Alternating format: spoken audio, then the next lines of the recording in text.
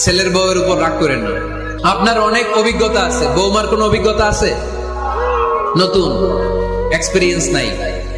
বৌমাকে একটু সময় দেন, একটু গুছায় নিতে দেন, পারবে। রান্না ভালো হয় না, পারবে। ঘুম থেকে দেরিতে উঠবে আস্তে আস্তে। আপনাদের সাথে মানায় চলতে পারে না, পারবে, সব পারবে। আপনিও একদিন পারতেন না। আপনি যখন প্রথম বৌমা হয়ে গেছিলেন, ওই কথাগুলো খেয়াল করেন, আপনার দিনগুলো তখন কেমন কেটেছিল। এজন্য পাড়াডা গায়ের শাশুড়ি আম্মারা, বউদের উপর জুলুম করেন না, অত্যাচার করবেন না। অনেক শাশুড়ি আছে, পান থেকে চুন খসলে বদদোয়া দেয় বৌমারে, আছে না নাই? কিন্তু এটা কল্পনা করে না যে এটা আমার নিজের পেটে ধরা ছেলের বউ। এই মেয়ের বদদোয়া দিলে তো আমার ছেলের পরিবারের ক্ষতি, আমার নাতি নাতনিদের ক্ষতি। এই কমন যোগ বিয়োগটা বুঝে না। এটা করবেন না, কষ্ট দিবেন না বৌমাকে।